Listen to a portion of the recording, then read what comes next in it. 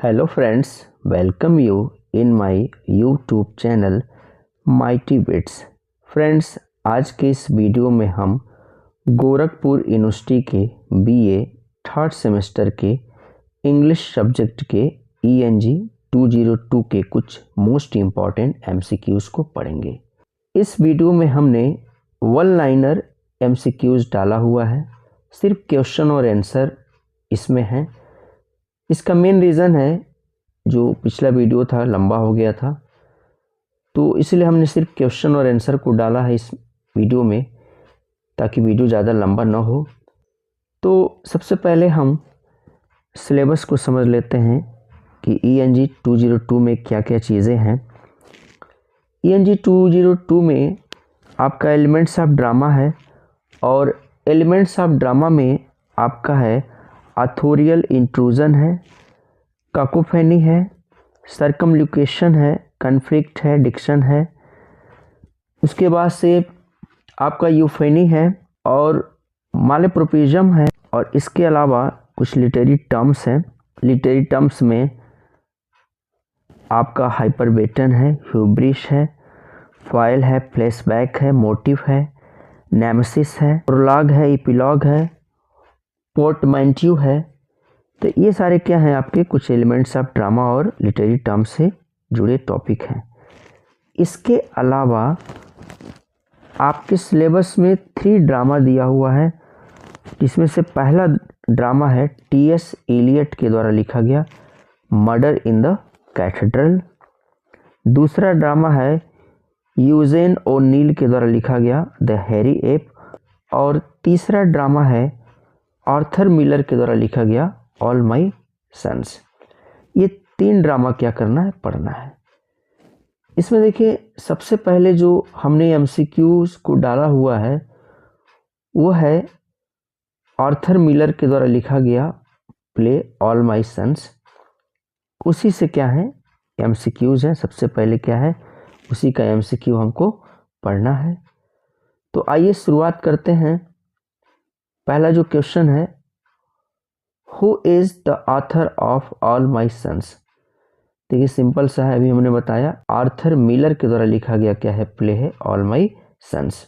आगे के MCQs पढ़ने से पहले थोड़ा सा हम आपको प्ले के बारे में बता दें, ऑल माई सन्स, और उनमें जो कैरेक्टर हैं उनके बारे में हम थोड़ा सा समझा दें, ताकि कुछ क्वेश्चन इससे भी क्या होंगे, आपको प्रिपेयर हो जाएंगे। वीडियो को ध्यान से सुनिएगा, समझिएगा, क्वेश्चंस में कोई दिक्कत नहीं होगी।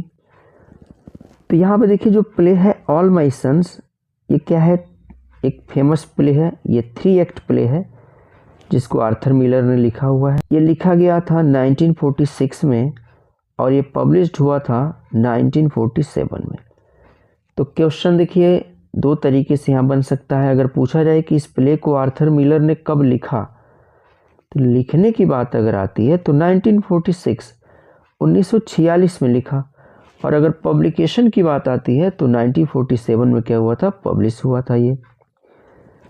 दूसरा क्वेश्चन बनता है इसमें कि when was the play all my sons premiered, कब इसका प्रीमियर हुआ था। देखिए अगर प्रीमियर की बात आती है तो प्रीमियर हुआ था 29 जनवरी 1947। 29 जनवरी 1947 में क्या हुआ था, इसका प्रीमियर हुआ था। और अगर ये पूछ देता है कि कहाँ पर हुआ था इसका प्रीमियर, तो इसका प्रीमियर जो हुआ था वो हुआ था coronet theatre in New York city में क्या हुआ था, इसका प्रीमियर हुआ था। इसका जेनर क्या है, एक ट्रेजेडी है, प्रॉब्लम प्ले है, और 3 एक्ट में क्या है, डिवाइड है, हमने बता ही दिया। इस प्ले का जो मेन थीम है वो conflict between social responsibility and family responsibility, उसके साथ साथ वार भी है। और इसकी जो सेटिंग है वो केलर्स यार्ड, जो केलर का यार्ड है उसी से क्या होती है, इसकी शुरुआत होती है, इसकी सेटिंग वहीं पर है। इसके अलावा देखिए इस प्ले के जो इम्पोर्टेंट कैरेक्टर्स हैं उसको समझ लेते हैं। बस कैरेक्टर को जान लेते हैं, क्योंकि कैरेक्टर से भी रिलेटेड क्वेश्चन पूछे जा सकते हैं। इस प्ले का जो प्रोटोगोनिस्ट है जो केलर, जो कि एक बिजनेसमैन है, और इसकी वाइफ का नाम है केट केलर, और इसके 2 लड़के हैं, लैरी केलर और क्रिस केलर।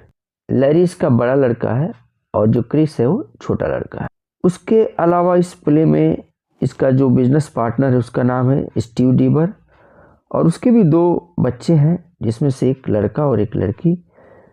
उसके लड़के का नाम है जॉर्ज डीबर और लड़की का नाम है एन डीबर। इनके जो पड़ोसी हैं जिम बेलिस, ये डॉक्टर हैं और फ्रेंड हैं जॉ केलर के। सू बेलिस जो कि जिम बेलिस की वाइफ है।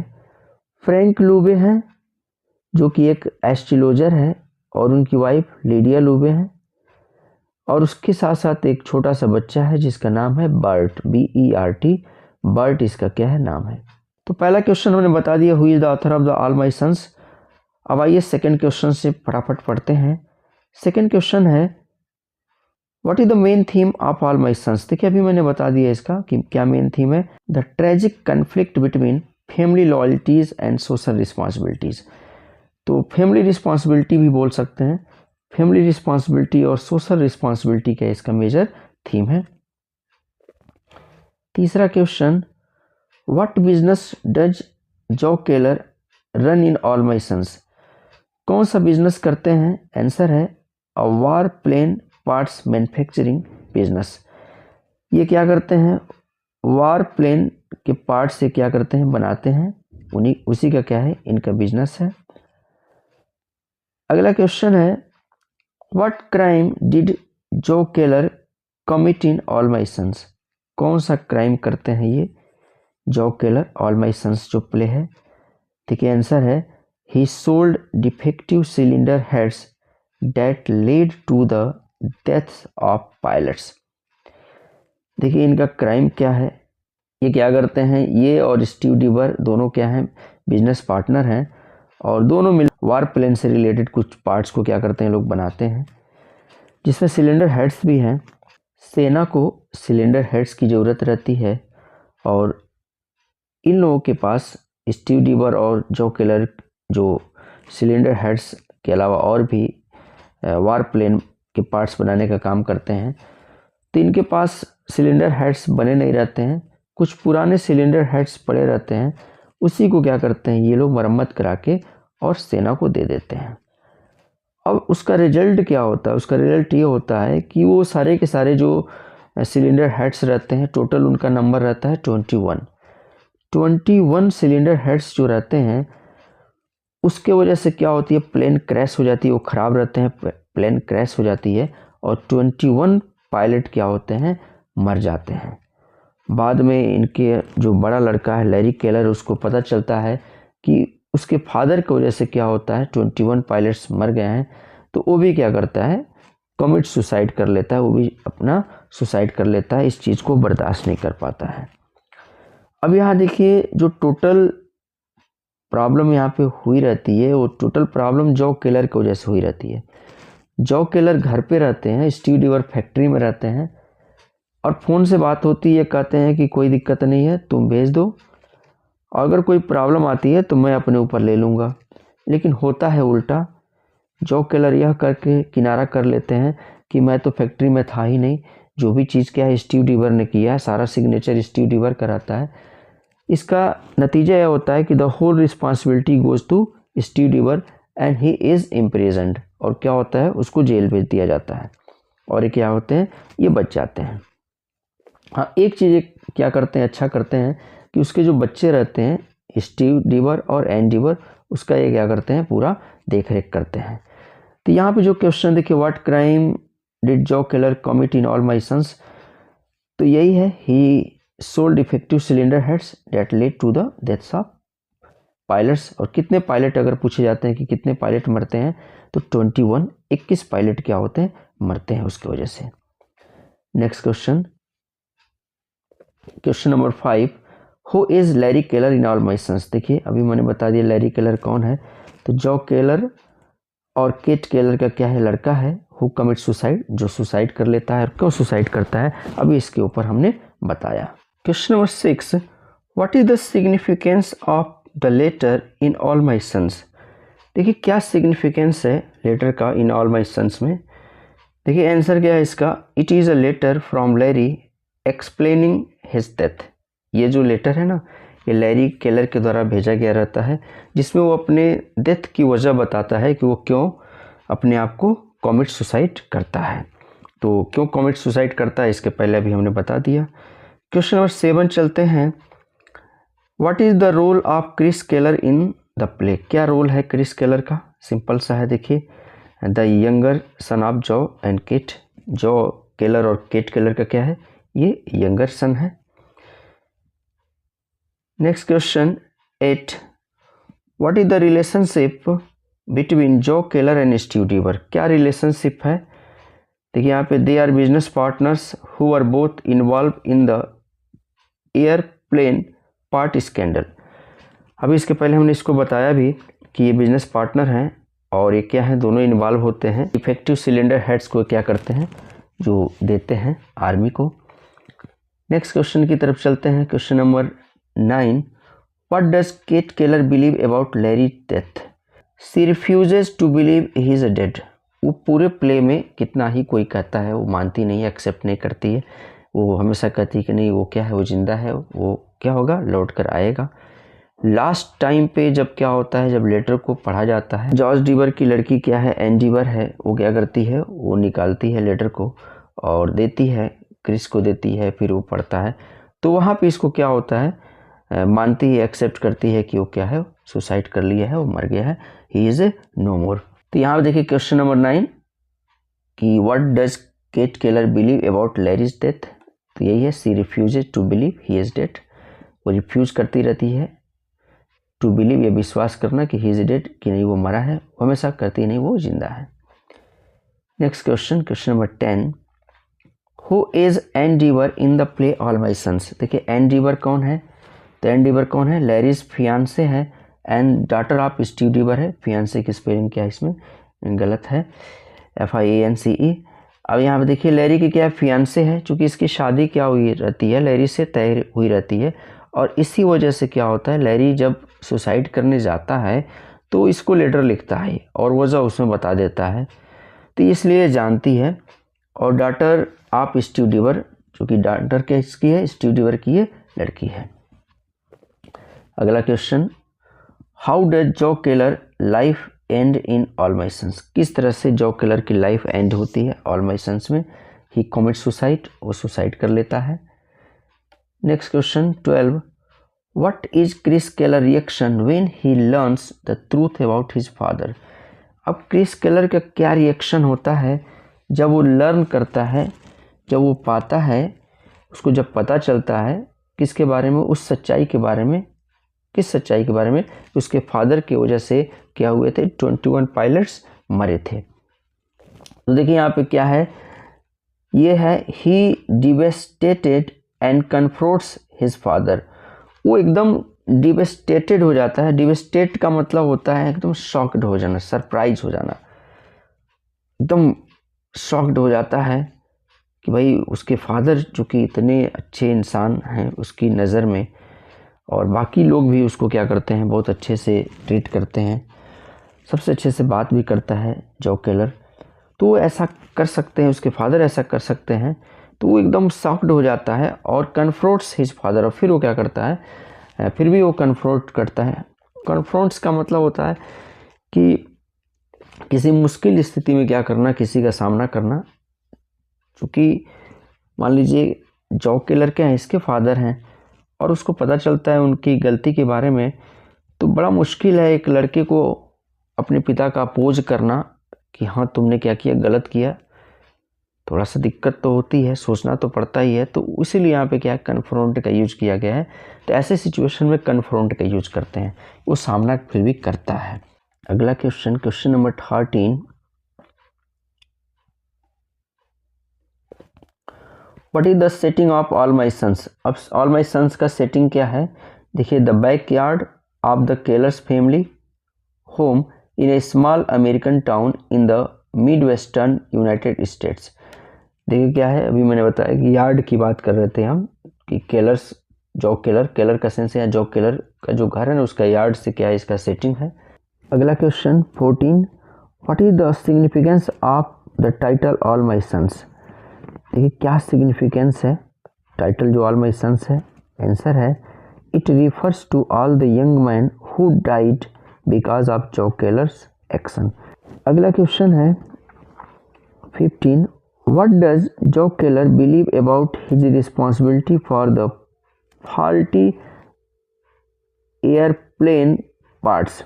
अब जहाँ इसकी वजह से जो गलती हो गई रहती है, ये डिफेक्टिव सिलेंडर हेड्स क्या करता है, सप्लाई कर देता है, तो क्या ये एक्सेप्ट करता है कि नहीं करता है, क्या इसका मतलब विश्वास है, रिस्पॉन्सिबिलिटी को लेता है कि नहीं लेता है, क्वेश्चन ये है। देखिए आंसर है he denies any responsibility claiming his actions were justified. ये डिनाई कर देता है कि इसकी कोई रिस्पॉन्सिबिलिटी नहीं है, और यह करके डिनाई करता है कि ये तो उस समय फैक्ट्री में था ही नहीं, इवन इसके सिग्नेचर भी नहीं है, तो कैसे हो सकता है कि ये उसने काम किया, और इसलिए पूरी रिस्पॉन्सिबिलिटी क्या होती है, स्टीव डीबर के ऊपर चली जाती है और उसको जेल जाना पड़ता है। Question 16, what does Ann Deever reveal to Chris Keller about her father's fate. जो एन डीबर आती है ना, तो वो क्या रिवील करती है क्रिस केलर से अबाउट हर फादर्स फेट, उसके फादर का जो फेट है ना, जिसके वजह से क्या होता है, उसको जेल गया रहता है। देखिए आंसर क्या है, she believes her father was wrongfully convicted. वो विश्वास करती है कि उसके फादर को मतलब गलत तरीके से कन्विक्ट किया गया, वो ऐसा नहीं कि वो रिस्पॉन्सिबल नहीं थे, और इनडायरेक्टली वो क्या करती है, जो केलर की तरफ इशारा करती है कि तुम्हारे फादर की वजह से क्या हुआ था, मेरे फादर को जेल जाना पड़ा। Question 17, how does Kate Keller react when she learns that Chris is planning to marry Ann. अब केट केलर जो है वो क्या है, लैरी केलर की माँ है, जो केलर की वाइफ है, तो क्या रिएक्ट करती हैं जब उनको पता चलता है कि क्रिस केलर क्या है, एनी डीवर से शादी करने की प्लानिंग कर रहा है। देखिए आंसर है she forbids the marriage still hoping Larry is alive. वो फॉरबिड करते हैं कि कभी नहीं शादी नहीं होगी अब इनकी, और वो होप करती हैं, उम्मीद करती हैं अभी भी कि लैरी क्या है, अलाइव है, वो जिंदा है। अभी जैसे ही ऊपर हमने बताया कि लैरी जब जाता है सुसाइड करने के लिए, तो क्या करता है, एनी जो डीवर है उसको क्या करता है, लेटर लिखता है और वो बताता है उस अपनी सुसाइड होने के कारण को बताता है।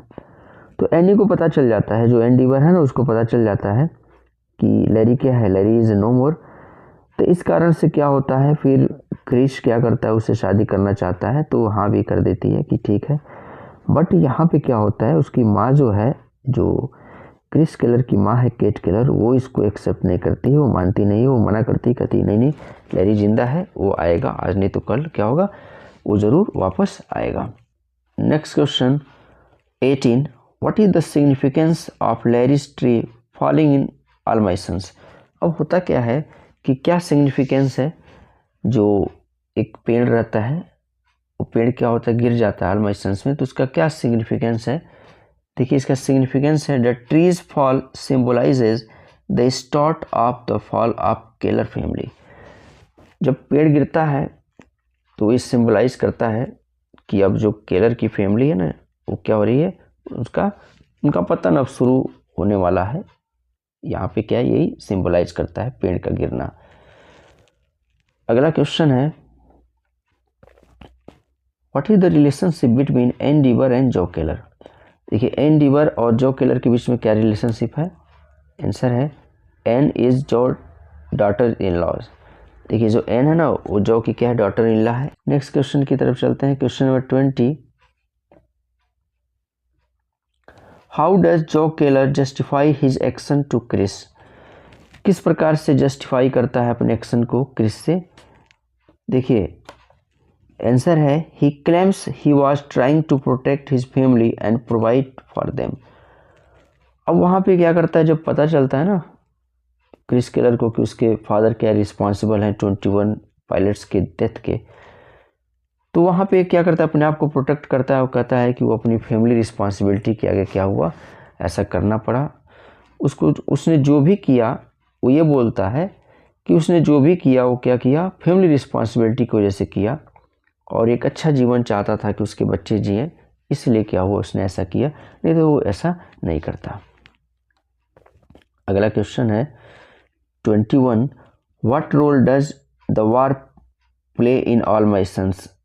क्या जो वार है ना, युद्ध इसमें हो रहा है, क्योंकि सेकेंड वर्ल्ड वार के बाद से इस प्ले को इन्होंने क्या किया था, लिखा था, तो युद्ध का भी जिक्र है इस प्ले में। तो क्या वो प्ले करता है, कौन सा रोल प्ले करता है वार इस प्ले ऑल माई सन्स में? देखिए आंसर है, it serves as the primary cause for moral dilemmas faced by the characters. करता है it serves as the primary cause, ये सर्व करता है किस रूप में, एक प्राइमरी काज के रूप में, फॉर द मॉरल डिलेमास, एक मॉरल डिलेमा होता है जो कि फेस किया जाता है किसके द्वारा, इसमें जो कैरेक्टर्स हैं उसके द्वारा। Question 22, how does the play all my sons addresses the concept of responsibility. किस प्रकार से आप कह सकते हैं कि ये इसमें कंसेप्ट है किस चीज़ का, रिस्पॉन्सिबिलिटी का? देखिए आंसर है, बाय हाईलाइटिंग इंडिविजुअल एक्शंस। इसमें हाईलाइट होता है इंडिविजुअल एक्शंस, जिनके भी क्या हैं, अलग अलग क्या हैं एक्शंस हैं। जैसे इस प्ले को पढ़ेंगे, अच्छी प्ले है। तो जो जॉ केलर है वो क्या है, वो सिंबलाइज करता है फैमिली रिस्पॉन्सिबिलिटी को, और उसका जो छोटा लड़का है क्रिस केलर, वो सिंबलाइज करता है सोशल रिस्पॉन्सिबिलिटी को।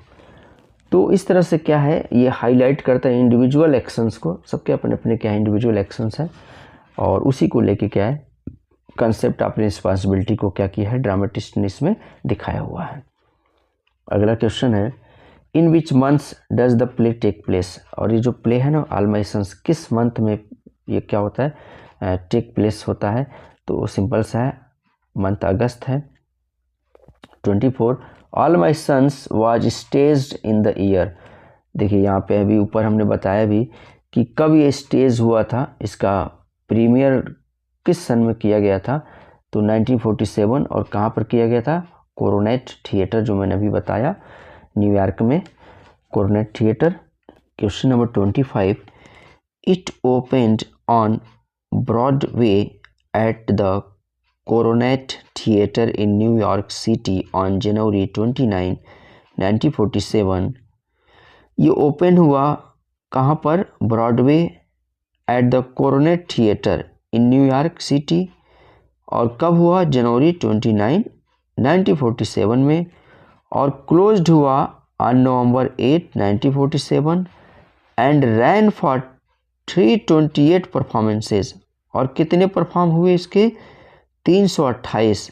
इट वाज डायरेक्टेड बाय, और इसका डायरेक्ट किया गया था इलिया केजन के द्वारा, to whom it is dedicated, जिसको ये डेडिकेट किया गया है इट इज स्टैंड फॉर, यानी कि इट इज स्टैंड फॉर का सेंस है। तो ये इट है किसके लिए है, किसके लिए? देखिए आंसर क्या है, ऑल माई सन्स। जो सारी बातें जो कही गई हैं ना, ये किसके लिए कही गई हैं, तो जो प्ले है ऑल माई सन्स है इसके लिए कही गई हैं।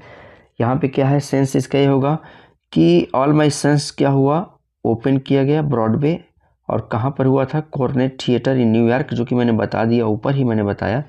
और कब, 29 जनवरी 1947 को। और एक क्लोज कब हुआ था, जैसे यहाँ पे एक क्वेश्चन अलग आ गया कि अगर पूछ देता है कब ये बंद हुआ था, जब इसका प्रीमियर शुरू हुआ था तो कब शुरू हुआ था, 29 जनवरी 1947 को शुरू हुआ था। और ये बंद कब हुआ था, तो ये बंद हुआ था 8 नवंबर 1947 को। और कितने परफॉर्मेंस इसके हुए थे, तो 328 परफॉर्मेंसेज हुए थे। कई एमसीक्यूज़ को यहाँ पे मैंने जानबूझ के ऐसे इस क्वेश्चन को यहाँ पे उठाया ताकि इसमें कई एमसीक्यूज़ क्या हों आपके बन के सामने आ जाएं। जैसे एक एमसीक्यूज़ आ गया सीधे सीधे कि भाई इसका प्रीमियर कब हुआ था, तो 29 जनवरी 1947 को हुआ था। कहाँ पर हुआ था, तो कोरोनेट थिएटर इन न्यूयॉर्क में हुआ था। और उसके बाद से ये कब बंद हुआ था, तो 8 नवंबर 1947 को बंद हुआ था। और कितने परफॉर्मेंस इसके हुए थे, 328 परफॉर्मेंसेज हुए थे इसके। और एक और इम्पॉर्टेंट क्वेश्चन इससे बनता है कि ये किसके द्वारा डायरेक्ट किया गया था, तो ये डायरेक्ट किया गया था इलिया केजन के द्वारा। और एक और मोस्ट इम्पॉर्टेंट क्वेश्चन है जो पूछा भी जा चुका है कि ये जो प्ले है ऑल माई सन्स, ये किसको डेडिकेट किया गया है, तो देखिए इन्हीं को डेडिकेट किया गया है, एलिया केजन को ही ऑल माय सन्स क्या है प्ले, जो आर्थर मिलर ने लिखा हुआ है क्या किया है, डेडिकेट किया हुआ है। तो कितने सारे, इतने में कितने सारे एमसीक्यूज आपके 4 to 5 एमसीक्यूज क्या हो रहे हैं, बन रहे हैं। क्वेश्चन 25 में 4 से 5 एमसीक्यूज क्या हो रहे हैं, बन रहे हैं। तो इस तरह से हमने यहाँ पे समझा दिया कि किसी तरीके से भी क्वेश्चन अगर पूछता है तो आप क्या कर सकते हैं, इसी तरीके से उसको कर सकते हैं, कोई प्रॉब्लम नहीं होगी। अगला क्वेश्चन है क्वेश्चन नंबर 6 होना चाहिए, 25 हो गया है। आर्थर मिलर वाज फ्रॉम, देखिए आर्थर मिलर कहाँ से आते थे, देखिए जॉइस फैमिली है, ये जॉइस फैमिली से क्या करते थे, बिलोंग करते थे। अगला question, question 26, in which month was Larry born, किस महीने में लैरी का जन्म हुआ था, अगस्त महीने में जन्म हुआ था उसका।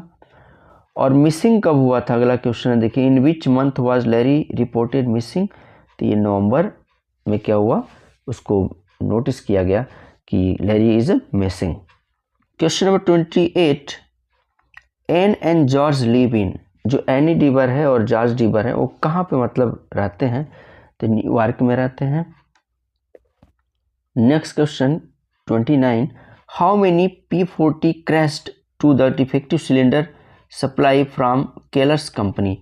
देखिए जो P40 क्या है वो प्लेन के नेम है ये P40, और कितने मतलब क्या होते हैं डिफेक्ट होते हैं, तो 21 क्या होते हैं P40 प्लेन क्रैश होते हैं, और 21 पायलट भी क्या होते हैं, मरते भी हैं। ये दोनों आपका हो जाएगा इसमें आंसर, तो आंसर देखिए 21 है।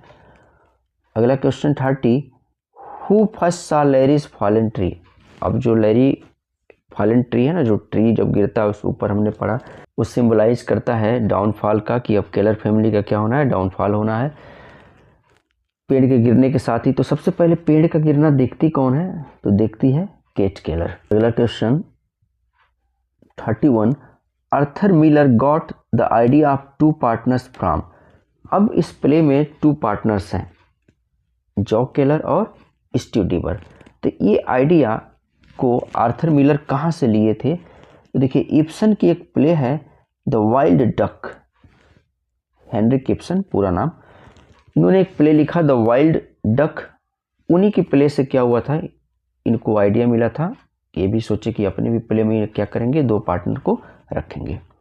अगला क्वेश्चन है question number 32, who speaks I thought I had a family here what happened to my family. अब एक बहुत ही क्या है, एक अच्छा कोट है, इसको कौन बोलता है कि आई thought I had a family, यानी कि मैंने सोचा कि मेरे पास एक फैमिली था, what happened to my family, और क्या हो गया मेरी फैमिली को, यानी कि जिसके लिए मैंने इतना कुछ किया, जिस फैमिली के लिए, वही फैमिली क्या है आज मेरे साथ खड़ी नहीं है, ये इसके कहने का सेंस है। तो ये किसका स्पीच है, तो आंसर देखिए जॉ केलर का स्पीच है। नेक्स्ट क्वेश्चन इसी से रिलेटेड है, who speaks the greatest man who ever lived believed in the stars. देखिए अगला मतलब क्वेश्चन क्या है, ये भी स्पीच से ही है, ये किसका स्पीच है, the greatest man who ever lived, महान से महान व्यक्ति भी क्या होते हैं जो यहाँ एवर लिव्ड मतलब रहते हैं, बिलीव्ड इन द स्टार्स, वो क्या करते हैं, सितारों पे विश्वास करते हैं, भाग्य तकदीर पे विश्वास करते हैं। ये किसका स्टेटमेंट है, तो फ्रैंक लुबे का क्या है स्टेटमेंट है, जैसा कि हम लोगों ने पढ़ा कि क्या हो, एक एस्ट्रोलॉजर है। अगला question 34, who speaks Chris a man can't be Jesus in this world, बहुत ही अच्छी लाइन है ये, और यहाँ पर भी एक दर्द यहाँ शो होता है इस लाइन में जॉ केलर के द्वारा, और वो कहता है अपने बेटे क्रिस से कि Chris a man can't be Jesus in this world, यानी कि एक इंसान ना कभी भगवान नहीं हो सकता इस संसार में। तो ये किसका स्पीच है, तो देखिए आंसर जॉ केलर ही कहता है, उसी का स्पीच है। अगला question question number 35, who speaks, कौन बोलता है, we are like at the rail road station waiting for a train that never comes in, कौन कहता है कि हम एक रेल रोड स्टेशन पे हैं जहां हम ऐसी ट्रेन का इंतज़ार कर रहे हैं जो कभी वापस नहीं आती है। तो ये स्पीच है किसका, क्रिस का, क्रिस केलर का, और किससे कहता है ये, अपनी माँ केट केलर से कहता है, जो कि मानने को तैयार नहीं है कि उसका जो बड़ा लड़का क्या है, लैरी क्या है, वो मर चुका है। और क्रिस को पता है, चल चुका है कि लैरी इज़ नो मोर, तो वो बार बार कहता है, लेकिन उसकी माँ एक्सेप्ट नहीं करती है। तो उसी पे ये कहता है कि हम एक ऐसे ट्रेन का इंतज़ार कर रहे हैं जो कभी वापस नहीं आती है और न कभी वापस आएगी। ये सेंस यहाँ पे। अगला 36 क्वेश्चन नंबर, हु स्पीक्स, ये भी स्पीच से ही है। I am practical now, you made me practical. ये कौन कहता है, मतलब कि मैं अब प्रैक्टिकल हूँ और आप ही ने मुझे क्या किया, प्रैक्टिकल बनाया। तो ये क्रिस केलर का स्पीच है। देखिए आंसर क्रिस है, और किससे कहता है, अपने फादर जो केलर से कहता है। अगला question, who is the protagonist of the play murder in the cathedral. अब आगे जो एमसीक्यूज हैं, आपका जो प्ले है थॉमस स्टर्न्स एलियट के द्वारा लिखा गया, टीएस एलियट के द्वारा लिखा गया जो प्ले है मर्डर इन द कैथेड्रल, उससे रिलेटेड क्या है एमसीक्यूज हैं। तो सबसे पहले कुछ चीज़ों को हम समझ लेते हैं मर्डर इन द कैथेड्रल से। मर्डर इन द कैथेड्रल जो है टीएस एलियट के द्वारा लिखा गया प्ले है। टीएस एलियट का पूरा नाम है थॉमस स्टर्न्स एलियट, इनका पूरा नाम है। और यहाँ पे क्या है, ये जो प्ले है, इस प्ले को इन्होंने लिखा था 1935 में। 1935 में क्या हुआ था, ये लिखा था। और इस प्ले का मतलब क्या है, जो जेनर है, एक हिस्टोरिकल ट्रेजेडी भी बोल सकते हैं और पोइटिक ड्रामा है। ये मेन क्या है, पोइटिक ड्रामा। चूँकि पोइटिक, इसके पहले हमने ENG 201 में हमने क्या बताया भी था पोइटिक ड्रामा के बारे में। तो पोइटिक ड्रामा है। और इस प्ले की जो सेटिंग है वो है इन द ईयर 1170, 1170 की बात की गई है। और जो बात की गई है वो कहाँ की बात की गई, कैथेड्रल ऑफ कैंटरबरी इंग्लैंड। जो कैथेड्रल है ऑफ कैंटरबरी इंग्लैंड के, वहाँ की बात की गई है। इसका मेजर थीम क्या है, इसका मेजर थीम है, देखिए, मार्टरडम ऑफ थॉमस बेकेट। जो मार्टरडम रहा थॉमस बेकेट का, वही क्या है, मेजर इसका थीम है।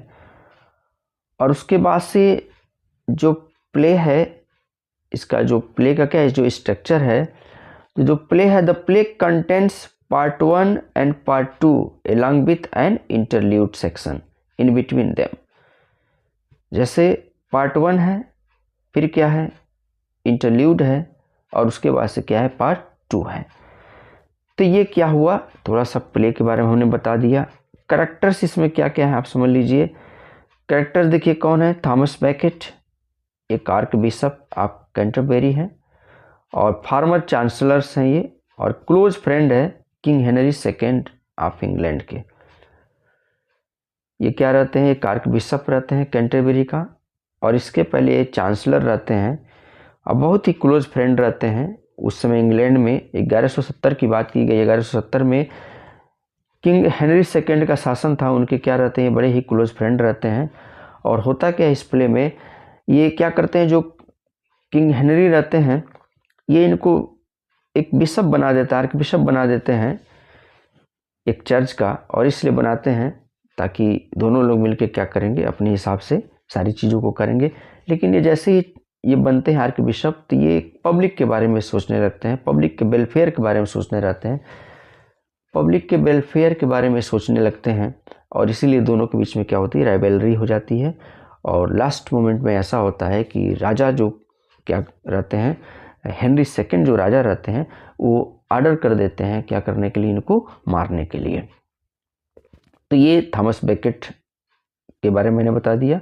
आर्क बिशप हैं कैंटरबरी, और फार्मर चांसलर हैं, और क्लोज फ्रेंड रहते हैं king Henry second of England के। और प्रोटोगोनिस्ट है, who is the protagonist of the play, Thomas Beckett.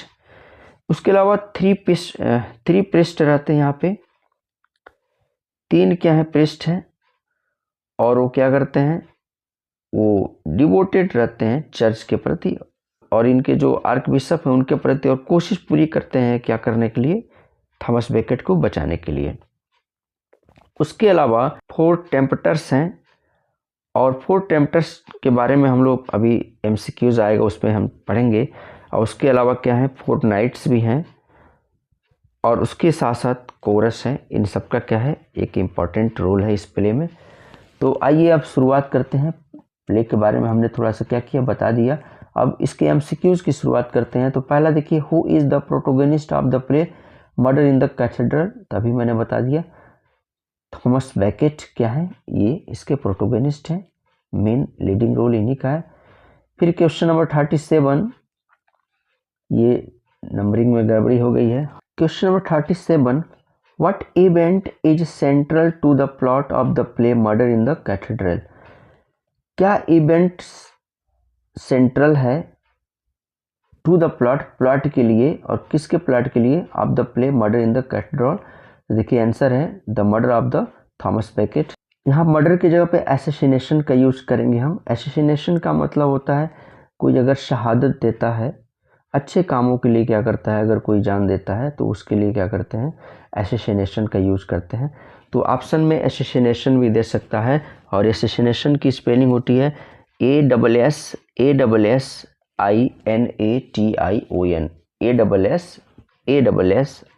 ASSINATION, assassination, इसका मतलब शहादत होता है। अगला question, question number 38, the setting of the play murder in the cathedral, क्या सेटिंग है जो play murder in the cathedral है। तो सेटिंग इसकी है Canterbury cathedral in the year 1170। अब 1170 क्या है, ईयर की बात है, और जगह कौन सी है, कैंटरबरी कैथेड्रल है। और अगर डेट पूछता है तो डेट इसमें आ जाएगा 2 दिसंबर 1170, इसमें अगर डेट पूछता है तो आ जाएगा। अगला क्वेश्चन है question number 39, how many tempters visit Thomas Becket in the play. अब कितने टेम्पटर्स हैं, अभी हम टेम्पटर्स की बात कर रहे थे, तो कितने टेम्पटर्स विजिट करते हैं थॉमस बैकेट के पास इस प्ले में। तो आंसर देखिए 4 टेम्पटर्स हैं, अभी इनके बारे में हम समझेंगे भी। आगे देखिए जो क्वेश्चन है 39, what is the central theme of murder in the cathedral, क्या सेंट्रल थीम है मर्डर इन द कैथेड्रल जो प्ले है। देखिए सेंट्रल थीम है इसका the conflict between church and state, एक कन्फ्लिक्ट जो है ना चर्च और स्टेट के बीच में, उसी क्या है किया गया है सेंट्रल, उसी को सेंट्रल थीम बनाया गया है।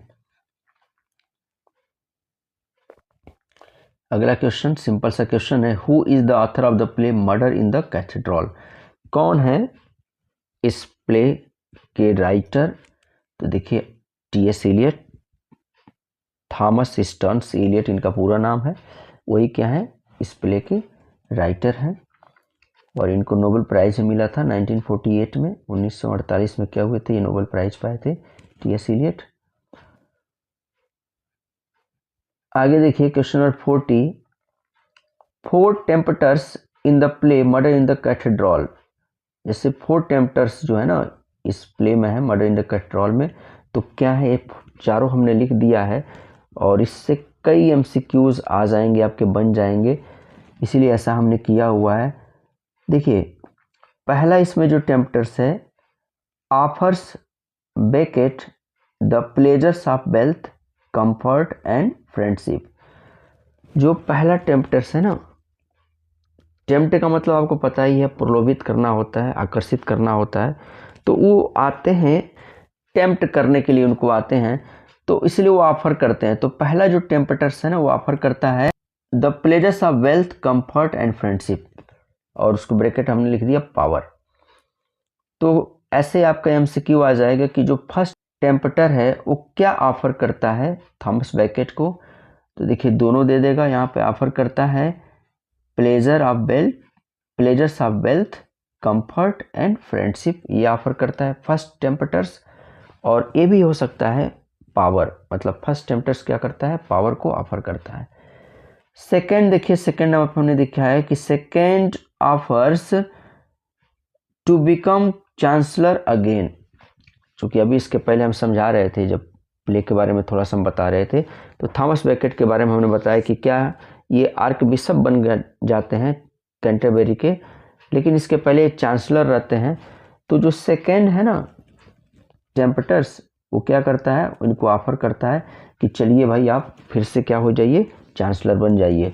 और दूसरा क्वेश्चन पूछ सकता है दूसरे तरीके से, ग्लोरी, चांसलर बनेंगे तो क्या होगा, ग्लोरी, मतलब उनकी ख्याति होगी फिर से। तीसरा देखिए है, तीसरा जो थर्ड ऑफर्स यानी कि तीसरा जो टेम्पटर्स है वो क्या ऑफर करता है, देखिए थर्ड जो है ना, offers Becket to join the barons against the king. वो करता है कि चलिए आप क्या हो जाइए, आप बैरून को ज्वाइन कर लीजिए। अब बैरून देखिए, समझ लीजिए बैरून क्या होता है, ब्रिटेन में जो मैन क्या होता है जिसका हाई सोशल पोजीशन होता है, बहुत उच्च स्थान जो होता है ना, उसी को हम क्या बोलते हैं, बैरून बोलते हैं इंग्लैंड में। तो तीसरा जो होता है ना वो ऑफर करता है, और वेल्थ भी आ जाएगा कि तीसरा क्या, तो वेल्थ भी ऑफर अगर आता है कि वेल्थ, यानी कि थर्ड जो टेम्पटर है वो क्या ऑफर करता है, तो ये भी दे देगा कि बैरून्स अगेंस्ट द किंग, और वेल्थ ये भी आ सकता है। चौथा देखिए क्या है, जो फोर्थ टेम्पटर्स है वो क्या करता है, offers Becket to seek the way of martyrdom. चौथा जो है ना वो ऑफर करता है कि नहीं कोई दिक्कत नहीं, आप जो आप शहादत वाली पे जा रहे हैं ना, आप जाइए, और सेंस क्या है उसका, ग्लोरी आफ्टर डेथ। अगर आप मर जाते हैं ना तो आपका यश होगा, आपके मरने के बाद से क्या होगी, दुनिया आपको याद करेगी कि आपने क्या किया, लोगों की भलाई के लिए अपनी जान को गंवा दिया। तो इस तरह से देखिए 4 टेम्पटर्स हैं, 4 मतलब क्या है, टेम्पटर्स हैं मर्डर इन द कैथेड्रल में, और चारों के क्या हैं, अपने अपने इम्पोर्टेंस हैं। तो पहला मतलब अगर क्वेश्चन पूछ देगा कि पहला जो टेम्पटर है वो क्या ऑफर करता है, तो क्या ऑफर करता है, pleasures of wealth, comfort and friendship और पावर। दूसरा जो टेम्पटर्स है वो क्या ऑफर करता है, देखिए टू बिकम चांसलर अगेन, उनको ऑफर करता है कि आप पुनः चांसलर बनिए और ग्लोरी भी आ जाएगा। तीसरा जो टेम्पटर्स है वो ऑफर करता है join the barons against the king, wealth भी आ जाएगा। और चौथा जो टेम्पटर्स है वो क्या करता है, वो ऑफर करता है to seek the way of martyrdom, glory after death. ये क्या है, चारों टेम्पटर्स हैं जो कि ऑफर करते हैं इसको। Next question, question number 41, how does Thomas Becket die in the play murder in the cathedral. किस प्रकार से जो थॉमस बेकेट हैं वो मरते हैं मर्डर इन द कैथेड्रल में। सिंपल सा आंसर है, he is stabbed by knights. जो नाइट्स आए रहते हैं उन्हीं के द्वारा क्या होते हैं, ये मारे जाते हैं, उनको चाकू से क्या करते हैं, मार देते हैं, स्टेप कर देते हैं। आगे चलते हैं, क्वेश्चन नंबर 41 अगेन हो गया है। देखिए विच character represent the voice of common people in the play murder in the cathedral. कौन से कैरेक्टर है ना जो रिप्रेजेंट करते हैं the voice of common people, ये कॉमन लोगों की आवाज़ को क्या करते हैं, रिप्रेजेंट करते हैं इन the play murder in the cathedral. तो देखिए द कोरस, मैंने अभी बताया ना सबका अपना अपना इंपॉर्टेंस है, तो जो कोरस है वही क्या करते हैं, रिप्रेजेंट करते हैं एक कॉमन पीपल की आवाज़ को, कि कॉमन लोगों की जो आवाज़ होती है उसी को क्या करते हैं, रिप्रेजेंट करते हैं, कौन, द कोरस। आगे की ओर चलते हैं, question number 42, what is the significance of Becket's final speech in the play. अब देखिए क्या सिग्निफिकेंस है, जब फाइनल मरने से पहले क्या करते हैं, एक स्पीच देते हैं थॉमस बेकेट, तो क्या सिग्निफिकेंस है उसका। देखिए he accept his fate and martyrdom, वो क्या करते हैं, एक्सेप्ट कर लेते हैं अपने फेट को और मार्टरडम को। अगला question, question number 43, who orders the murder of Thomas Beckett, कौन ऑर्डर करता है, देखिए हमने बता दिया वहाँ पे कौन है, किंग हेनरी सेकेंड जो है इंग्लैंड के 1170 में जो क्या थे, जो राजा थे, वही क्या करते हैं, ऑर्डर करते हैं कि नहीं अब जाओ उनको मार दो। अगला question, question number 44, what is the role of priest in the play murder in the cathedral. और जो प्रिस्ट है ना उनका क्या रोल है, तो अभी हम बता रहे थे करेक्टर तो आपको बताए भी थे, यहाँ देखिए क्या है, they act as Becket's supporters and advisers. इनका रोल यही है, वो क्या करते हैं, बेकेट को सपोर्ट करते हैं, उनको प्रोटेक्ट भी करते हैं और उनको एडवाइस भी करते हैं कि आप यहाँ से चले जाइए, कोई ज़रूरत नहीं है, आपकी जान बच जाएगी, लेकिन वो नहीं जाते हैं। Question number 45, what is the role of chorus in murder in the cathedral. Chorus का क्या रोल है जो play murder in the cathedral है। आंसर है देखिए, they represent the voice of the common people. अभी ऊपर हम पढ़े भी दूसरे तरीके से क्वेश्चन था ये, तो ये रिप्रेजेंट करते हैं the voice of common people का। Question number 46, which of the best describes Beckett's conflict with King Henry II? देखिए कौन सी ऐसी चीज़ है जिसकी वजह से बेकेट का और राजा के बीच में क्या होता है, कन्फ्लिक्ट होता है। तो यहाँ देखिए क्या है answer, a political struggle between the monarchy and the church. एक पॉलिटिकल स्ट्रगल होता है किसके बीच में, मोनार्की के बीच में और चर्च के बीच में। यही क्या है, बेस्ट डिस्क्राइब है। क्वेश्चन नंबर 46 का, एक पॉलिटिकल स्ट्रगल होता है किसके बीच में, मोनार्की और चर्च के बीच में। Question number 47, what is the significance of Thomas Becket's martyrdom? क्या सिग्निफिकेंस है थॉमस बेकेट के मार्टरडम का? आंसर है इट बिकम्स अ सिंबल, ये हो जाता है, ये बनता है, क्या बनता है, अ सिंबल, एक सिंबल बनता है ऑफ स्पिरिचुअल सेक्रीफाइस, एक आध्यात्मिक सेक्रीफाइस का, किसके लिए, विश्वास के लिए। और ये विश्वास किसके विश्वास की बात हो रही है, पब्लिक के विश्वास की बात हो रही है, क्योंकि थॉमस बेकेट के ऊपर पूरे क्या लोगों का विश्वास है कि ये हम लोगों के लिए कभी गलत नहीं करेंगे, और उसी विश्वास को क्या करते हैं, कंटिन्यू करते हैं और अपनी क्या करते हैं, जान को दे देते हैं, वहाँ से भागते नहीं हैं। ये कहते हैं भले से हम मर जाएंगे लेकिन लोगों के वेलफेयर के लिए मैं क्या करूँगा, रहूँगा और जीऊँगा। अगला क्वेश्चन है, who delivers the final blow to Becket's in murder in the cathedral? कौन डिलीवर करते हैं द फाइनल ब्लो को टू बेकेट से, किस प्ले में, मर्डर इन द कैथेड्रल में? देखिए आंसर है अ ग्रुप ऑफ नाइट्स। अगला question 49, what is the mood off the play in the scenes involving the coarse? देखिए क्या मूड है प्ले का, क्या उस समय सिचुएशन होता है, क्या सीन होता है जब कोरस का सीन आता है। तो जब कोरस इन्वॉल्व होते हैं देखिए क्या है, टेंस एंड ओमनियस है, ये क्या होता है, सीन होता है। Question number 50, what does Becket hope to achieve by his death? क्या उम्मीद करते हैं कि उनकी मरने के बाद से क्या चीज़ें हो सकती हैं?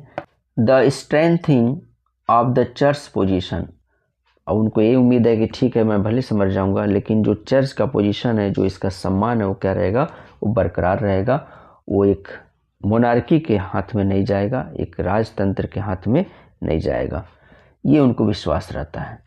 Question number 51, the division of the play consist of, जो प्ले है ना मर्डर इन द कैथेड्रल, तो इसका डिवीज़न किस तरह से है, तो इसके ऊपर अभी हमने बताया भी है। पार्ट 1 है, एन इंटरल्यूड है एंड पार्ट 2 है, यानी कि जो प्ले है क्या है, पार्ट 1 और पार्ट 2 में डिवाइड है, और बीच में क्या किया है, यहाँ पे राइटर ने क्या किया है, एक इंटरल्यूड को डाला हुआ है। अगला क्वेश्चन है 52, T S. Eliot got Nobel prize in the year? देखिए यहाँ पे 1948, अभी इसके पहले हमने बताया भी 1948 में क्या हुआ था, इनको नोबेल प्राइज मिला था लिटरेचर के लिए। T S. Eliot murder in the cathedral is a murder in the cathedral क्या है, एक पोइटिक ड्रामा है, सिंपल सा आंसर है। अगला question 54, what is the use as an interlude in the play murder in the cathedral? क्या used है as a interlude के बीच में, जैसे जो इंटरल्यूड इन्होंने डाला हुआ है ना, तो उसमें क्या इन्होंने किया है, टी.एस. इलियट ने क्या किया हुआ है, तो देखिए एक स्पीच को इन्होंने क्या किया है, डाला हुआ है। अगला question, the play murder in the cathedral opens in the, जो play murder in the cathedral है ना, वो कहाँ पे ओपन होता है, तो आर्क बिशप्स जो हॉल है वहाँ पे क्या होता है, ये ओपन होता है। अगला question, according to the play murder in the cathedral who are the king of England in Thomas Becket's time? जो प्ले है मर्डर इन द कैथेड्रल, तो उनके अनुसार कौन राजा थे, बेकेट के टाइम पे कौन राजा थे, तो अभी इसके बारे में हमने बता दिया कि कौन राजा थे। तो इनके समय पे देखिए हेनरी क्या थे, सेकंड जो थे वही क्या थे, राजा थे, किंग हेनरी सेकंड वही क्या थे, राजा थे। नीचे ऑप्शन दिया हुआ है, Henry second, king Henry second क्या थे, राजा थे थॉमस बेकेट के time. Question number 57, they know and do not know what it is to act और suffer. They know and do not know that acting is suffering and suffering is action. Who says the above lines in the play Murder in the Cathedral? ये जो line है ये line किससे लिया गया है? Murder in the cathedral से लिया गया है। और कौन कहता है इस लाइन को? देखिए सेकंड प्रीस्ट है, वही क्या होता है बोलते हैं इस लाइन को। सेकंड प्रीस्ट के द्वारा क्या है ये लाइन बोली गई है। और ये भी पूछ सकता है कि ये लाइन किस प्ले से लिया गया है? टी.एस. इलियट के। तो किस प्ले से लिया गया है? मर्डर इन द कैथेड्रल से लिया गया है। अगला question, question number 58, who speaks the following lines in the play murder in the cathedral. यहाँ पे फिर आ गया एक लाइन। इस लाइन को कौन बोलते हैं मर्डर इन द कैथेड्रल में? A martyrdom is always the design of God for his love of man to warm them and to lead them to bring them back to his ways. करे कि a martyrdom is always the design of God for his love of man to warm them and to lead them to bring them back to his ways. ये किसके द्वारा कहा गया है? देखिए जो थॉमस बेकेट है ना, उन्हीं के द्वारा क्या की गई है, ये लाइन बोली गई है। अगला question, question number 59, in the play murder in the cathedral where does Becket deliver a sermon on the Christmas day. देखिए प्ले में क्या है, जो मर्डर इन द कैथेड्रल जो प्ले है ना, तो बेकेट कहाँ पे क्या करते हैं, डिलीवर करते हैं a sermon on the Christmas day के दिन। तो आर्क बिशप जो हॉल है ना, HALL होगा यहाँ पे, तो वहीं पे क्या करते हैं ये डिलीवर करते हैं किस चीज़ को? सरमन को। और किस दिन डिलीवर करते हैं? तो ऑन क्रिसमस डे। क्वेश्चन ये भी पूछ सकता है कि किस दिन ये डिलीवर करते हैं स्पीच को? तो क्रिसमस डे के दिन क्या करते हैं ये डिलीवर करते हैं। और कहाँ पे करते हैं तो ये बता ही दिया गया, arc bishop hall. Question number 60, who is the protagonist of the play the हेरी एप। जो प्ले द हेरी एप है इसके प्रोटोगोनिस्ट कौन है? देखिए आंसर क्या है आपका? Young Bob Smith. इसका पूरा नाम है यंग बॉब स्मिथ, इसलिए दोनों हमने लिख दिया है। अब यहाँ से हमको क्या करना है? यहाँ से हमको जो आपके सिलेबस की तीसरी प्ले है यूजेन ओनेल के द्वारा लिखी गई द हेरी एप, उसके कुछ क्या करेंगे हम MCQs को पढ़ेंगे। तो थोड़ा सा आप यूजेन ओनेल के बारे में सुन लीजिए। यूजेन ओनेल का जो जन्म हुआ था 1888 में हुआ था और इनकी डेथ हुई थी 1953 में। जो प्ले है द हेरी एप ये पब्लिश्ड हुआ था 1922 को।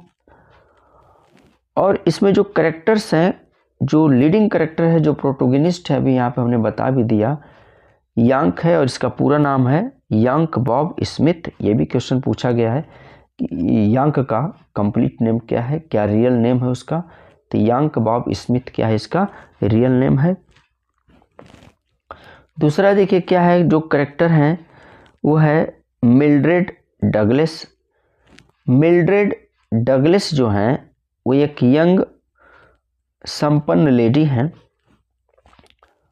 और ये जब शिप पे जाती हैं और देखती हैं यंग को, एक बहुत ही ताकतवर, इसको अपनी शक्ति पे क्या रहता है, बड़ा ही घमंड रहता है, रिच की तरह से दिखता है, एक पूरे शरीर पे इसके बाल रहते हैं, तो इसीलिए इसको द हेरी एप ये बोलती हैं।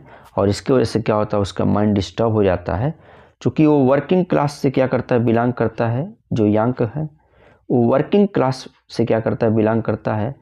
और जो मिल्ड्रेड डगलस है वो क्या, वो अपर क्लास से बिलोंग करती है, तो उसको नफरत होने लगती है। उसको ये लगता है कि वो ये सोचता है कि अपर वाले क्या होते हैं, हम लोग हमेशा ऐसे ही देखते हैं, वो एक लो व्यू से ही देखते हैं, उनके लिए हम क्या हैं, कुछ नहीं है, एकदम यही उनका नज़रिया है, आप हमारा कोई इम्पोर्टेंस नहीं है उनकी नज़र में, और एकदम फिराक में रहता है कि किस तरीके से उसको क्या करे, चोट पहुँचाए। तो मिल्ड्रेड डगलस ये भी एक करेक्टर है। इसके अलावा पैडी एक करेक्टर है जो कि एक आयरिश है, ओल्ड मैन है, आयरिश ओल्ड मैन है, और ये भी क्या है, वहीं पे काम करता है, शिप पे ही। एक लॉन्ग करेक्टर है, लॉन्ग नाम है, लॉन्ग करेक्टर मत समझ लीजिएगा, लॉन्ग क्या है, LONG लॉन्ग नाम है। ये भी एक शिप वर्कर है, ये भी शिप पे क्या करता है, काम करता है। इसके अलावा एक करेक्टर है सेक्रेटरी ऑफ एन ऑर्गेनाइजेशन, जो कि रिप्रेजेंट करते हैं इंटरनेशनल वर्कर्स को, क्या करते हैं वो रिप्रेजेंट करते हैं। तो इस तरह से हमने क्या किया, करेक्टर को बता दिया थोड़ा सा, ताकि चीज़ों को समझने में, MCQ को समझने में कोई प्रॉब्लम ना हो। अब आइए हम MCQ को पढ़ते हैं। यहाँ पे 60 हमने बता ही दिया है। दूसरा देखिए 61 what is the rank occupation in the play. देखिए क्या है ऑक्यूपेशन, यांक क्या करता है, तो ये बता दिए labourer on the ship, ship पे काम करता है, स्ट्रोकर है ये भी क्वेश्चन पूछा जा सकता है। स्ट्रोकर भी आ सकता है कि यांक इज ए स्ट्रोकर, ऑप्शन में स्ट्रोकर भी आ सकता है, लेबरर ऑन अ शिप भी आ सकता है, इसलिए दोनों हमने यहाँ पे क्या किया है, लगा दिया है। Question number 62 where does the play begin. अब देखिए प्ले जो है ना वो कहाँ पे इसकी शुरुआत होती है, तो देखिए ये आंसर है अ शिप्स इंजन रूम, एक शिप का क्या इंजन रूम है, वहीं पे क्या होता है प्ले शुरुआत होता है। अगला क्वेश्चन है what theme is primarily explored in the Hairy app. क्या थीम है इसमें, देखिए यहाँ पे क्या है, class struggle and identity. Class struggle है, लोअर क्लास और अपर क्लास के बीच में क्या स्ट्रगल है, और आइडेंटिटी को लेके क्या है इसमें दिखाया गया है। जो कि इसका प्रोटोगोनिस्ट है यांक, वो पूरे प्ले में क्या करता है, अपनी रियल आइडेंटिटी को पहचानने की कोशिश करता रहता है कि वास्तव में हूँ क्या, तो उसी के बीच स्ट्रगल है, ये आपका आंसर है। क्वेश्चन 64 और which of the following best describes Yank's character. अब यांक का जो कैरेक्टर है क्या चीज़ें हम डिस्क्राइब कर सकते हैं उसके बारे में, देखिए तो क्या है वो, एंग्री है, कंफ्यूज्ड है and struggling with his identity, जैसा भी हमने ऊपर बताया, तो वो क्या है, बहुत ज़्यादा गुस्से में रहता है, कंफ्यूज्ड रहता है वो, और स्ट्रगल करता रहता है अपनी आइडेंटिटी को कि वास्तव में वो रियल में है क्या। अगला question, question number 65 how does the play depict the social divide. किस प्रकार से ये प्ले डिपिक्ट करता है सोशल डिवाइड को, आंसर है through the interaction between the rich and the poor. जैसे अभी हमने बताया कि कन्फ्लिक्ट है अपर क्लास और लोअर क्लास के बीच में, तो उसी से क्या है इंटरेक्शन होता है इसमें between the rich and the poor class के बीच में। क्वेश्चन 65 अगेन है what happens to Yank at the end of the play. Play के अंत में यांक का क्या होता है, आंसर है he dies in a tragic accident, वो मर जाता है। Question 66 which character is a symbol of the upper class in the Hairy Ape. कौन सा कैरेक्टर सिंबल करता है हैरी एप प्ले में, तो मिल्ड्रेड जो डगलस है ना वही क्या है, सिंबलाइज है अपर क्लास को, और लोअर क्लास को सिंबलाइज करता है यांक। इसे देखिए 67 है which character serves as the symbolic representation of working class in the play. तो यांक जो है वो वर्किंग क्लास को या लोअर क्लास को क्या करता है, वो सिंबलाइज करता है, और मिल्ड्रेड जो है वो क्या करती हैं, वो अपर क्लास को सिंबलाइज करती हैं। अगला question 68 in which act does Yank experience his most profound moment of realization. तो देखिए इसका आंसर क्या है, एक थर्ड है। क्वेश्चन नंबर 69 की तरफ चलते हैं what does the play title the Hairy Ape refer to. जो टाइटल है द हैरी एप वो क्या रिफर करता है, देखिए यहाँ पे आंसर ये गलत हो गया है, ये आंसर नहीं रहेगा। जो प्ले का टाइटल है हैरी एप, ये रिफर करता है जो इसका प्रोटोगोनिस्ट है, प्रोटोगोनिस्ट कौन है, यांक है, तो उसी को रिफर करता है ये कि उसका जो डिसेंट है, डिसेंट का मतलब यहाँ पर है एक पर्सन का जो क्या होता है फैमिली ओरिजिन होता है, का जो शेप है वो किसकी तरह से है, एक एप की तरह से है, एप का मतलब गोरिल्ला होता है, तो यही रिफर करता है what does the title the Hairy Ape refer, तो क्या करता है the protagonist descent into an ape like state. Sense यही है यहाँ पर, जो यांक है वो यही सोचता है बाद में कि उसका क्या है जो ओरिजिन है ना एक गोरिल्ला की तरह से है, जिस प्रकार से गोरिल्ला को क्या किया जाता है पिंजरे में कैद कर लिया जाता है, उसी तरह से वो अपने आप को भी क्या करता है सोचता है। जो अपर क्लास के लोग हैं उन्होंने क्या किया है उसको हायर कर लिया है, वो जैसा कहें उससे वो करे तो सही है, नहीं करे तो क्या है गलत है। तो ये टाइटल जो है रिफर करता है प्रोटोगोनिस्ट के स्टेट को, और कैसे स्टेट को, एप लाइक स्टेट को, ये आपका करेक्ट आंसर होगा। अगला क्वेश्चन है question number 70 who is person oppose to Yank. कौन वो पर्सन है जो यांक को क्या करता है अपोज करता है, चूंकि ये बड़ा ताकतवर रहता है तो कुछ चीज़ें उधर उधर करता रहता है, तो उसको कौन अपोज करता है, तो देखिए मिल्ड्रेड डगलस है, वही अपोज करती हैं। और जो अपोज करती हैं तो क्या करती हैं, कुछ ऐसा बोलती हैं, इसके पहले ही हमने बताया कि उसको द हैरी एप बोलती हैं। और उसके अलावा वो क्या करती हैं, उनको एक फिल्दी बिस्ट भी कहती हैं कि एकदम गंदे, मतलब क्या जानवर की तरह से तुम हो। और वहीं से क्या होता है, उसको नफरत हो जाती है अपर क्लास से। अगला देखिए नेक्स्ट क्वेश्चन जो है, who is paddy in the play the Hairy app. ये देखिए ये जो क्वेश्चन है ना कई तरीके से पूछा हुआ है। तो यहाँ पे हमने देखिए जो ऑप्शन दिया कि an advocate of the ancient culture and life. यहाँ देखिए एडवोकेट का यहाँ सेंस है, एडवोकेट मतलब प्रोफेशन से नहीं है, एडवोकेट का मतलब वक्ता से है। एंशिएंट कल्चर और लाइफ को लेकर क्या करता है, वो बातों को करता रहता है। और रियल में ये भी अगर ऑप्शन देता है तो करेक्ट होगा। इसके साथ साथ ऊपर हमने जो बताया है एन ओल्ड आयरिश मैन है ये, इसके साथ साथ आपका आएगा एन ओल्ड आयरिश मैन। एक क्या है, एक बूढ़ा आयरिश मैन है जो कि शिप पे क्या करता है, ये भी काम करता है। तो ये भी ऑप्शन आ सकता है, ये भी करेक्ट होगा। और इसके साथ साथ ये भी होगा कि प्राचीन कल्चर को लेकर और जीवन को लेकर क्या करता है, ये बातें करता रहता है। और उसके साथ साथ क्या है, एक एन ओल्ड आयरिश मैन है, पैडी। अगला question, who calls young and Harry app. देखिए यहाँ बता भी दिया। अगला question 72, who calls young and Harry app. Young को हैरी एप कौन बोलता है, मिल्ड्रेड डगलस जो है वही बोलती है। अगला question 73, the Hairy app is a 1922 expressionist play by American play right. देखिए यहाँ पे हमने थोड़ा दूसरे तरीके से लिखा हुआ है। जो हैरी एप है ना 92 में पब्लिश हुआ था और इसको एक्सप्रेशनिस्ट प्ले भी बोला गया। तो ये अमेरिकन प्ले राइट ने इसको लिखा, उनका क्या नाम है, तो यूजेन ओनेल, यही इनका नाम है। अगला क्वेश्चन आया हुआ क्वेश्चन है ये, इन the play the Hairy app what does IWW stand for. Play में जो वर्ड आया हुआ है IWW, तो पूरा उसका क्या है, एब्रिविएशन उसका करेंगे तो क्या होगा। तो देखिए I से क्या है, इंडस्ट्रियल है, और W से वर्कर्स है, और आप द फिर W से वर्ड है। ये आपका टोटल इसका एब्रिविएशन है IWW का। ये क्या है, स्टैंड है, किसके लिए स्टैंड है, industrial workers of the world. IWW is a stand for industrial workers of the world. Question number 75, in the play the Hairy app paddy was and. देखिए यहाँ पे क्वेश्चन आ भी गया कि प्ले में जो हैरी एप प्ले है ना, इसमें पैडी क्या है, एक आयरिशमैन है, करेक्ट आंसर है। अगला question 76, how does young react when he meets Mildred Douglas in the play the Hairy app. देखिए क्या रिएक्ट करता है यंग जब वो मिलता है मिल्ड्रेड डगलस से इन the play the Hairy app में।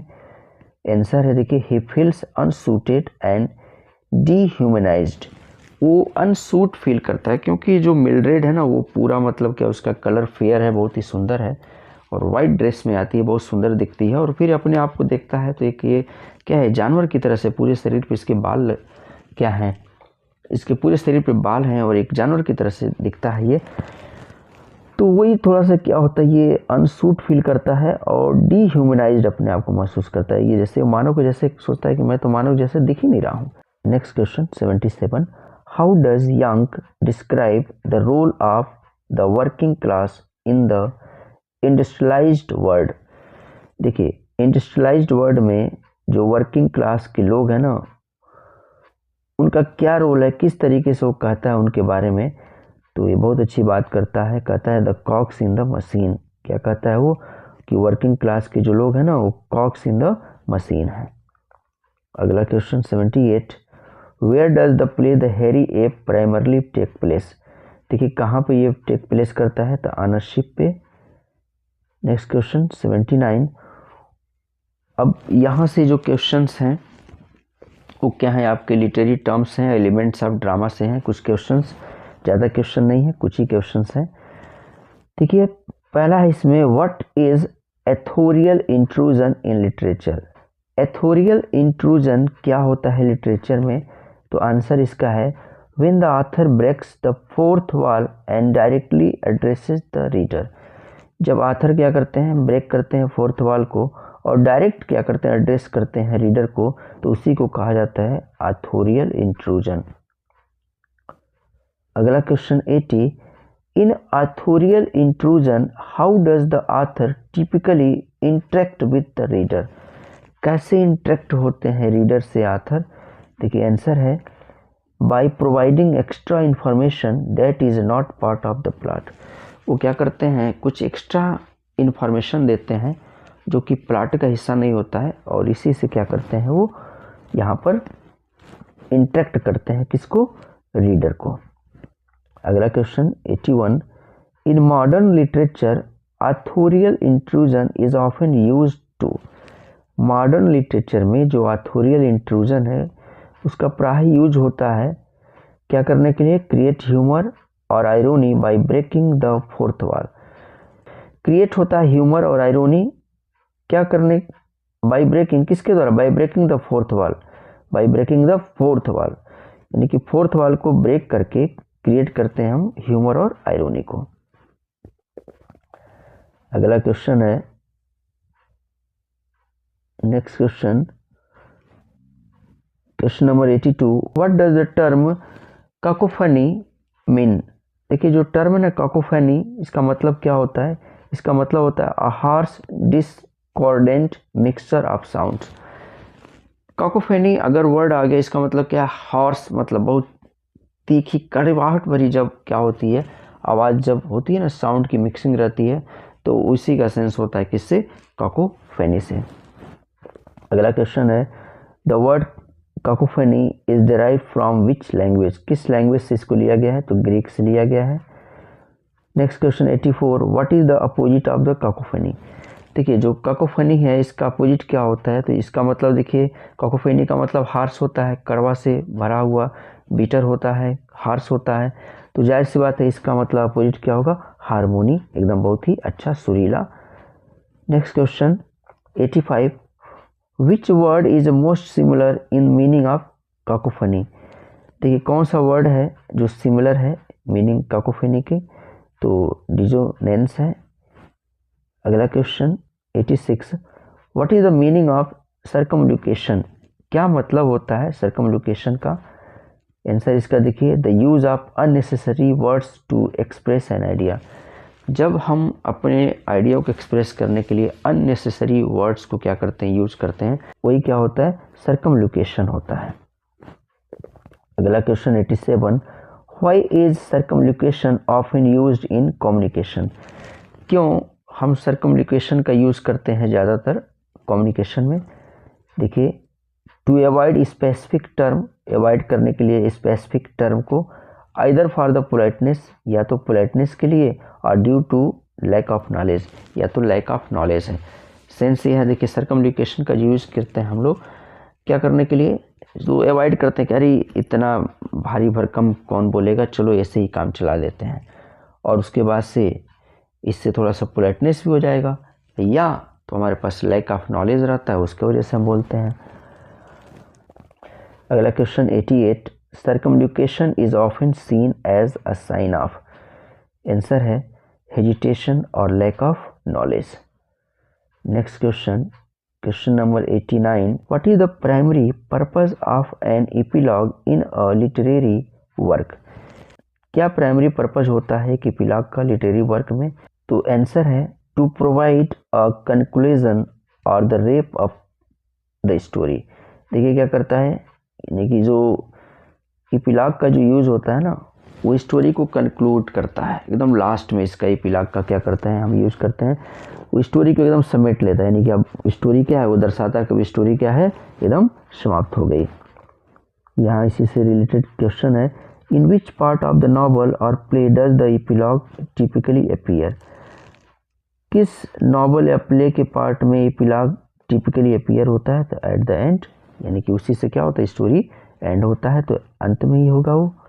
Question 91, an epilogue is usually written from the perspective of. देखिए किसके पर्सपेक्टिव से एपिलॉग को लिखा गया, आंसर है an omniscient narrator. Question number 92, which is the most likely to be included in an epilogue. देखिए, which is the most likely to be included, कौन सा चीज़ है जो मोस्ट लाइकली इंक्लूड होता है एन एपिलॉग में। देखिए, आंसर है the resolution of the plot. Epilogue का मतलब हो गया कि जो प्लॉट है ना उसका रिसोल्यूशन हो गया, यानी कि जितनी भी प्रॉब्लम्स हैं वो क्या हो गए, सब सॉल्व हो गए, अब चीज़ें सब क्या हो गई, क्लियर हो गई। ये एपिलॉग क्या करता है, दर्शाता है। अगला question 93, how does an epilogue differ from a prologue. देखिए, दो इम्पॉर्टेंट टॉपिक हैं आपके सिलेबस में, एपिलॉग और प्रोलॉग। प्रोलॉग क्या होता है, वो प्ले या नॉवल जो होता है उसके बिगिनिंग में आता है और एपिलॉग लास्ट में आता है, यही डिफर है। आंसर भी देखिए ये है, a prologue is at the beginning of story while an epilogue is at the end. जो प्रोलॉग होता है वो नॉवल हुआ, प्ले हुआ, उसके बिगिनिंग में आता है, और एपिलॉग जो होता है वो क्या होता है, लास्ट में आता है।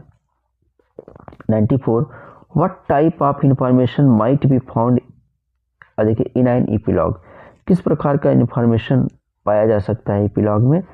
देखिए, आंसर है the outcome of the story after the main events have concluded. देखिए, यहाँ पे एपिलॉग में क्या होता है, the outcome of the story after the main events have concluded. सारी चीज़ें क्लियर हो जाती है इसमें कि पीछे क्या हुआ, और अगर प्ले में इस तरह की चीज़ें हुई तो क्यों हुई, एकदम पूरा कैलकुलेशन निकल के आ जाता है किसमें, एपिलॉग में। यही चीज़ क्या है यहाँ पे बताया गया है। Question number 95, what is the main purpose of a prologue in literature. क्या मेन पर्पस है प्रोलॉग का लिटरेचर में। आंसर है, देखिए, टू प्रोवाइड बैकग्राउंड इंफॉर्मेशन। वो क्या करता है, प्रोवाइड करता है बैकग्राउंड इंफॉर्मेशन को। अगला question, a prologue is often delivered by. देखिए, जो प्रोलॉग होता है ना वो ज़्यादातर डिलीवर्ड किया जाता है, उसको बोला जाता है किसके द्वारा, द कोरस और द नरेटर। या तो कोरस के द्वारा प्रोलॉग को बोला जाता है, नहीं तो जो कहानी को कहने वाला नरेटर होता है उसके द्वारा। अगला question, in which type of literature is a prologue most commonly used. देखिए, किस टाइप के लिटरेचर में प्रोलॉग का ज़्यादातर यूज किया गया, तो प्लेज जो ड्रामा हुए उसमें। अगला क्वेश्चन है, what is the origin of the word prologue. Prologue का क्या ओरिजिन है, ग्रीक वर्ड से लिया गया है ये। अगला question 99, in Shakespeare's plays the prologue often serves as. देखिए, शेक्सपियर के प्ले में जो प्रोलॉग है ना ऑफन सर्व्स एज किस रूप में होता है, a summary of the events, एक समरी होता है इवेंट का। Question number 100, what is flashback. Flashback क्या है, फ्लैशबैक क्या है, देखिए, अ नैरेटिव टेक्निक। फ्लैशबैक क्या है, एक नैरेटिव टेक्निक है that interrupts the chronological sequence, जो रोकता है क्रोनोलॉजिकल सीक्वेंस को of events to describe an earlier moment. क्या करने के लिए, अर्लियर मोमेंट, यानी कि पीछे की चीज़ों को बताने के लिए। जैसे आप देखेंगे कोई स्टोरी पढ़ते हैं, नॉवल हुआ, प्ले हुआ, या कोई फिल्म वगैरह मूवी भी देखते हैं, तो उसमें क्या एक कहानी चल रही होती है, कहानी सीक्वेंस से चल रही होती है, लेकिन वहीं पे क्या होता है, जब फ्लैशबैक में कहानी कोई हीरो होता है, नरेटर होता है, वो क्या करता है, फ्लैशबैक में जाता है, यानी कि पीछे जाता है, कुछ सोचता है, तो सोचता जब है तो क्या होता है, वहाँ कहानी रुक जाती है और पीछे की कहानी दिखाई देने लगती है। तो हमको पता चलता है कि इस तरह की चीज़ें हुई और उसके वजह से क्या हुआ, ये हीरो का ये कंडीशन है या ये इस तरह से बन गया है, ये ऐसे नहीं था।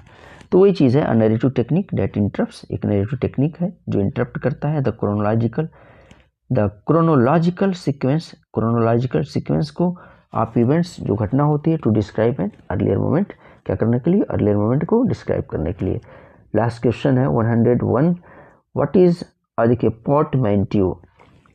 पोर्टमैंट्यू क्या है, तो ये देखिए क्या है, a word that is formed by, एक ऐसा वर्ड है जो फॉर्म किया गया किसके द्वारा, कॉम्बिंग टू वर्ड्स, यानी कि दो शब्दों को मिलाकर बनता है, to create a new one. Portmanteau क्या होता है, पोर्टमैंट्यू वो है जो दो शब्द को मिला के हम क्या करते हैं, एक नया वर्ड बनाते हैं, वही क्या होता है, आपका पोर्टमैंट्यू होता है। फ्रेंड्स, इस तरह से हम ENG 202 के कुछ मोस्ट इंपॉर्टेंट MCQs को पढ़े। ये हमारा वीडियो कैसा लगा कमेंट बॉक्स में ज़रूर बताइए, और आगे की वीडियो को देखने के लिए हमारे चैनल को सब्सक्राइब कीजिए, वीडियो को लाइक कीजिए और शेयर कीजिए।